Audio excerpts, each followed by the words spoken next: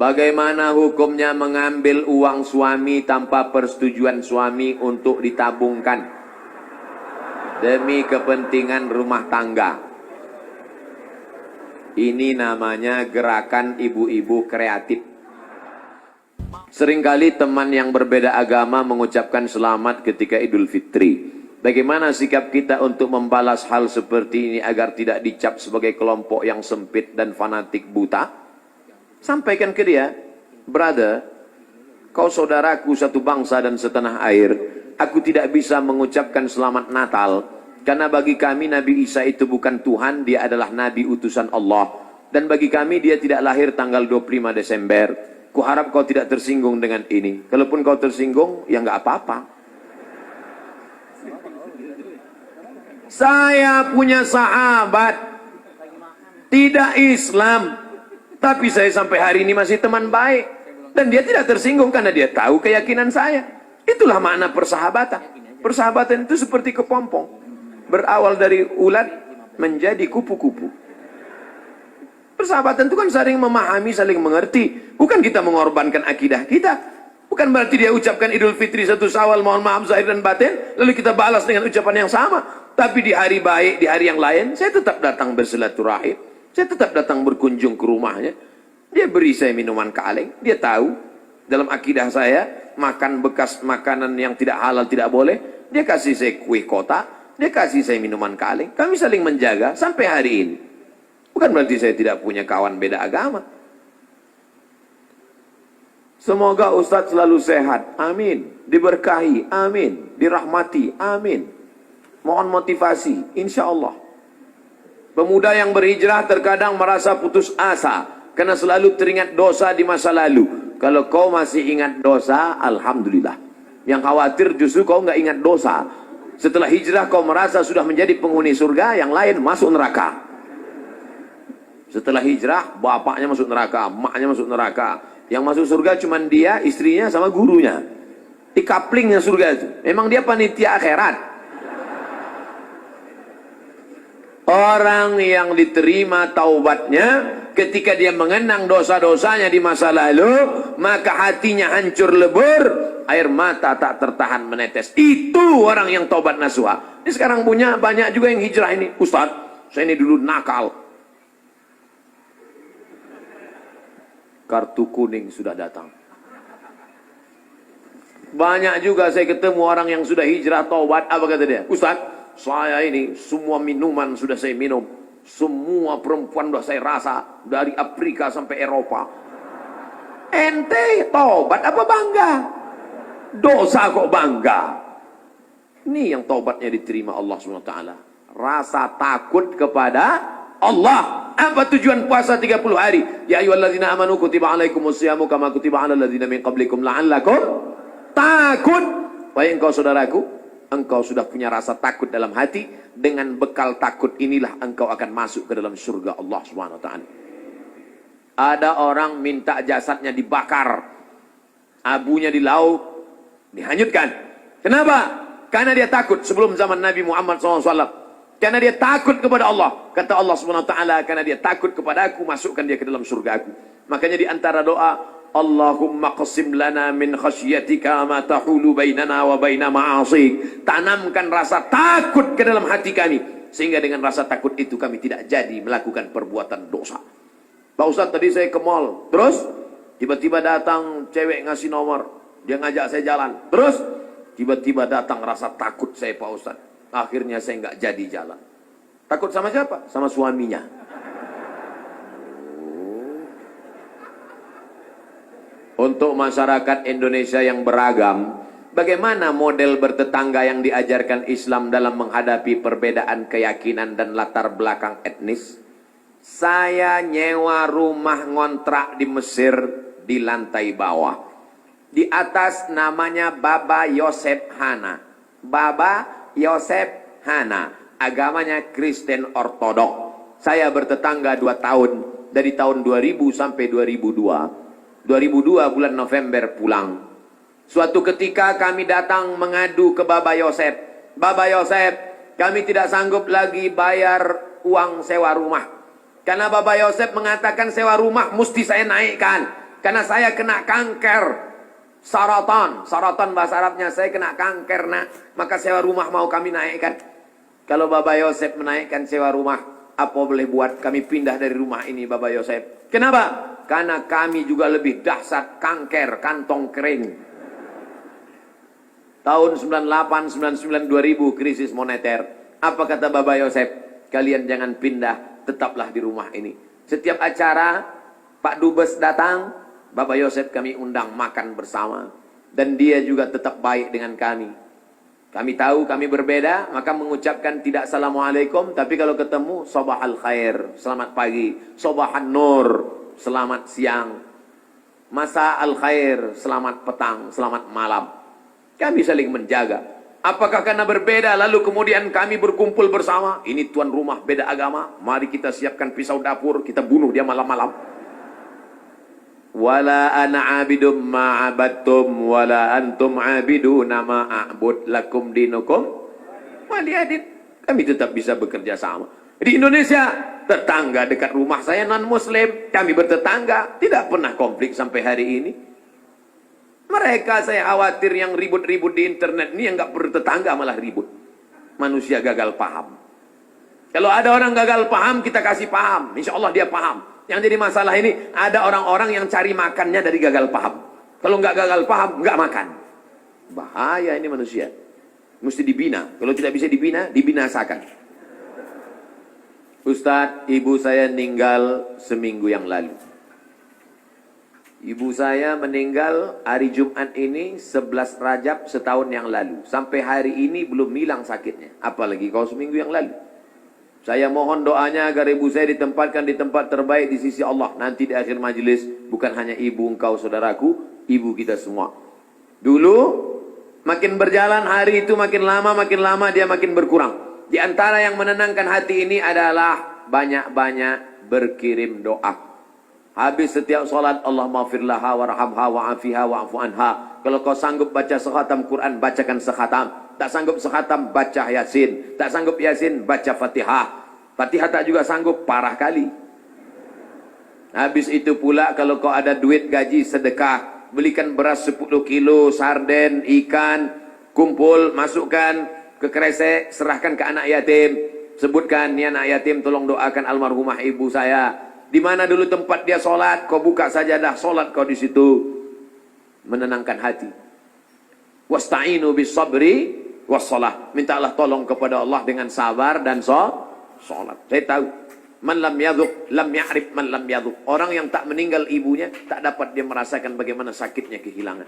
Oleh sebab itu maka, yang masih ada ibunya, pulang dari sini, kau belikan makanan kesukaannya, datang ke rumahnya, cium tangannya, suapkan makanan, peluk dia, cium keningnya, senangkan hatinya. Hanya itu yang dapat membuat kau bahagia. Kalau kau ingin rezekimu seperti rezeki raja-raja, perlakukan ayah ibumu seperti raja. Insya Allah, semua kesulitan hidupmu akan diberikan Allah kelapangan. Insya Allah. Amin. Ya Rabbal Alamin. Sebelumnya mohon maaf Ustaz, pertanyaan ini keluar dari materi hari ini. Belakangan ini saya lihat banyak perkumpulan orang-orang atau komunitas mengaku Islam modern atau Islam yang bersatu dengan budaya. Bagaimana cara kita memandangnya agar kita tidak disebut musyrik dan diterima di kalangan masyarakat sebagai pecinta budaya daerah? Ini pertanyaannya umum. Kalau mau nanya ke saya masalah hukum fikih, sebutkan secara spesifik satu contoh kasus. Karena kalau cerita masalah budaya, maka saya pecinta budaya. Peci ini agama atau budaya? Budaya. Mana ada hadis Nabi, sahabat, tabi'in, Imam Syafi'i pakai peci? Ini budaya. Saya pakai budaya ini sekarang. Maka kemana-mana saya mau menunjukkan budaya. Ketika di Maroko pun waktu sidang S3 saya pakai. Saya mau menunjukkan saya orang Indonesia. Saya pakai batik. Batik itu budaya? Budaya. Apakah salah saya pakai peci dan batik? Tidak. Ada juga orang mengatakan, jangan pakai batik gambar burung, nggak boleh dibawa sholat. Kenapa? Karena dalam burung itu ada tai. Gimana ceritanya? Saya yang bodoh apa dia yang pintar? Selama budaya itu tidak mengandung unsur kemusyrikan, merusak akidah, maka ada syarat dan ketentuan berlaku. Wala ana abidum ma'abattum wala antum abiduna ma'abud lakum dinukum waliyadin. Karpet ini agama atau budaya? Budaya. Karpet ini budaya. Masjid Nabawi yang asli nggak ada karpetnya. Ini berapa kali budaya. Ini lagi membuat bunga-bunganya. Ini budaya semua nih. Bunganya mati lagi. Oleh sebab itu maka bahkan masjid kita pun banyak budaya. Ini bangunan melengkung di tengah. Tiang melengkung di tengah disebut dengan kubah. Kubah itu budaya dari Bizantium, Romawi. Makanya bangunan-bangunan Romawi, coba tengok gereja-gereja ortodok di Moskow, pakai kubah. Orang yang tidak ngerti dia tengok, loh kok ada masjid di Moskow? Padahal itu katedral. Bangunan itu adalah budaya Eropa, budaya Bizantium, budaya Romawi kuno. Diambil. Maka tidak jadi masalah, karena tidak terkait dengan akidah. Begitu juga dengan tiang menara masjid. Itu bukan agama, itu budaya. Karena dulu di Mesir ada namanya tiang tinggi tempat api di tepi laut. Supaya para nelayan kalau tengah malam jangan sampai kapalnya nabrak ke pantai. Maka disebutlah tempat itu mercusuar. Sehingga di tengah malam dia ngelihat. Waktu itu belum ada GPRS.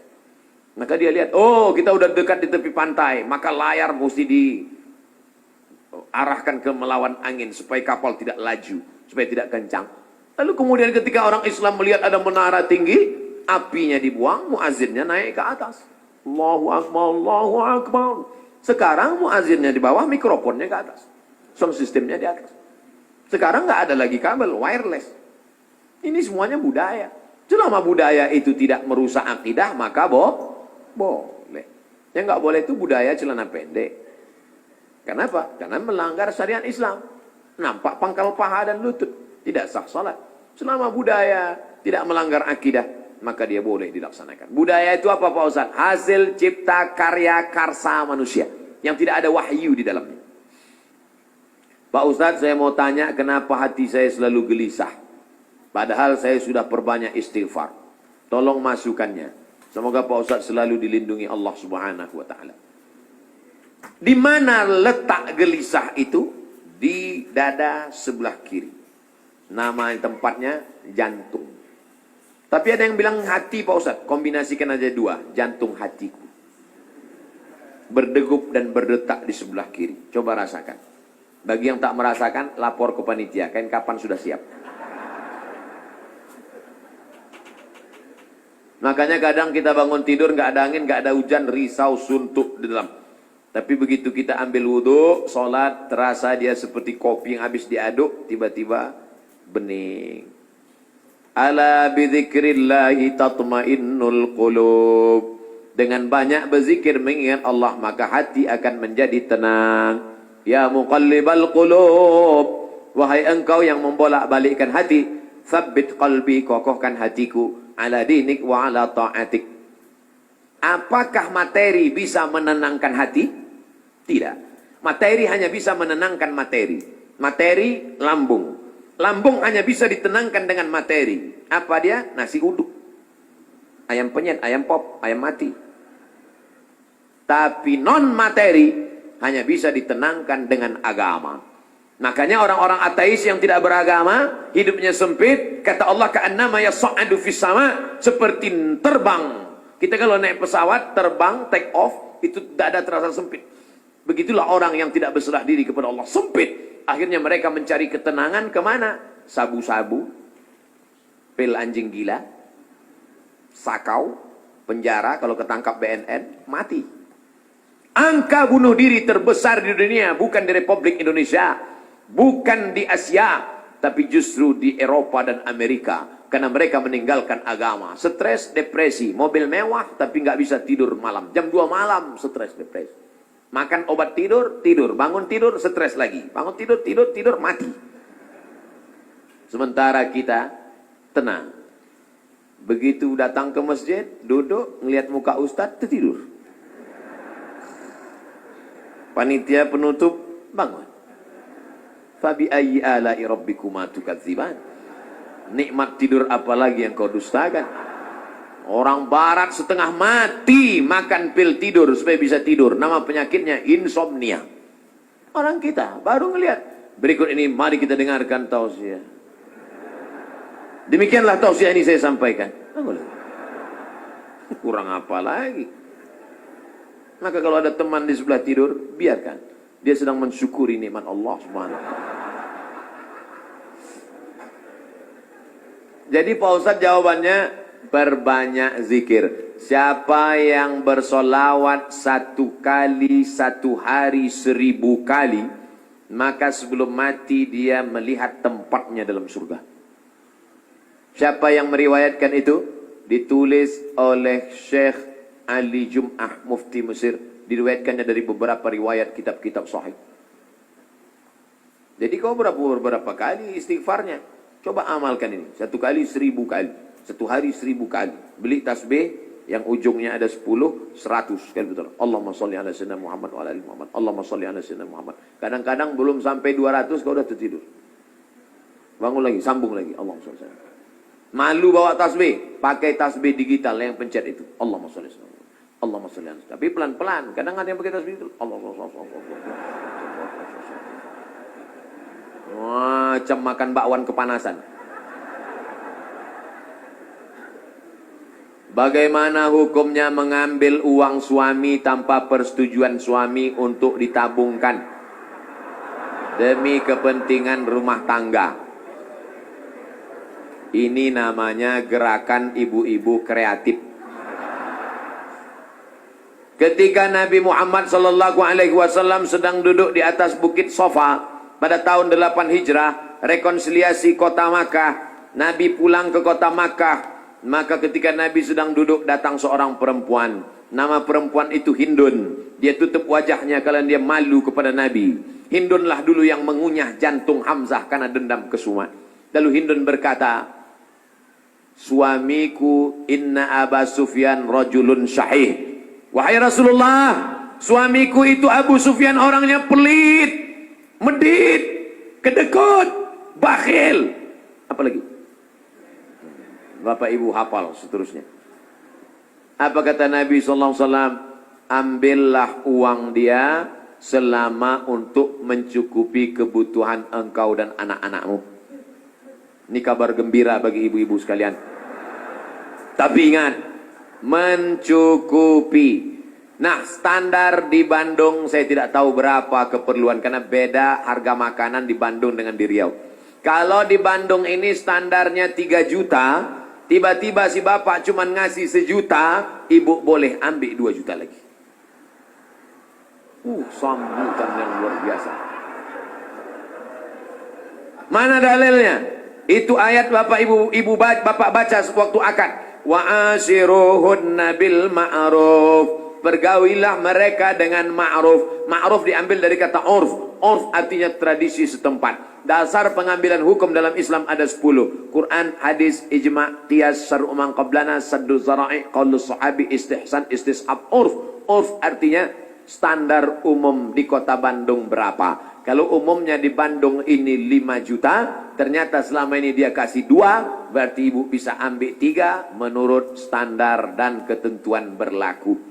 Tapi lebih dari ini tanggung dosanya, saya nggak ikut-ikutan. Saya nggak mau nanti terhalang masuk surga gara-gara ini. Abdul Somad masuk Jannatul Firdaus. Begitu udah mau masuk, datang bapak-bapak dari Bandung nuntut. Wah, saya nggak mau gara-gara ini. Di lingkungan tempat tinggal ada anak yatim. Kita insya Allah bersedekah. Tapi di saat ada keluarga yang sangat butuh bantuan, gimana Pak Ustadz? Wal jari dzil qurba wal jaril junubi. Ada tetangga tapi enggak kerabat, tapi ada tetangga dan ada hubungan kerabat keluarga, maka yang didahulukan adalah yang ada hubungan kerabat. Itu kaidahnya. Baik dalam hal membantu maupun dalam hal pergi kondangan. Undangan hari Ahad ada 5. Bagaimana kita menyusun skala prioritasnya? Yang pertama tetangga kerabat. Habis itu tetangga tidak kerabat. Habis itu teman sekantor. Ring 1, ring 2 gitu. Dalam hal ini boleh nepotisme. Sekarang orang enggak. Kalau ada undangan 5, yang pertama pejabat, orang kaya, tetangga yang miskin enggak punya apa-apa. Yang kira-kira cuma makan sayur sama telur ayam. Ini nggak benar. Oleh sebab itu dalam hal bantu dulu keluarga. Tapi sekarang orang lebih mau bantu orang lain daripada bantu keluarga. Kenapa kamu lebih mau bantu orang lain daripada keluarga? Kalau bantu orang lain, pujiannya melambung. Kalau bantu keluarga, masa cuma ngasih segini? Oleh sebab itu maka setiap keluarga membantu keluarganya, skala prioritas, tapi setelah itu tetap membantu fakir miskin, anak yatim. Ara'aitalladzi yukadzibu biddin? Tahukah kamu siapa itu orang yang mendustakan agama? Orang yang mendustakan agama bukan orang sekuler liberal. Orang mendustakan agama adalah fadzalikal ladzi yad'ul yatim, menyanyiakan anak yatim, wala yahuddu ala ta'amil miskin, membiarkan fakir miskin. Wa fawailul lil musallin, lalai dalam salat. Alladzina hum an salatihim sahun, alladzina hum yura'un, riya, wa yamna'unal ma'un, melarang orang berbuat baik, tolong menolong. 5 ini mudah-mudahan kita tidak termasuk dalam pendusta agama. Ustadz, tolong doakan muslim saudara kita di India. Itulah senjata kita terakhir. Kalau ada lembaga-lembaga yang terpercaya memberikan dana, maka kirimkan dana untuk membantu rumah mereka yang yang terbakar, saudara mereka yang terkapar, rumah mereka yang hancur, sumur bor, sekolah anak-anak pengungsi. Dulu Suriah, Palestina, Bosnia Herzegovina, Uighur, Rohingya. Coba perhatikan. Palestina, Bosnia Herzegovina dibantai oleh Slobodan Milosevic, Ali Izzet Begovic, Hanbis presidennya, matang Uighur, datang Rohingya, sekarang India. Walaupun berbeda-beda tempat, tapi substansi maknanya sama. Mengapa mereka disiksa? Pertama, karena mereka lahir dalam keadaan la ilaha illallah Muhammadur Rasulullah. Yang kedua, karena mereka minoritas. Di mana-mana kalau kita minoritas, habis kita dibantai. Tapi kalau kita mayoritas, maka kita selalu menjaga kedamaian, keselamatan. Karena kita adalah agama Islam. Islam berasal dari kata salam. Salam artinya damai. Maka insya Allah, kalau kita menjadi mayoritas, maka saudara-saudara kita yang minoritas akan terjaga dalam kedamaian insya Allah. Amin. Ya Rabbal Alamin.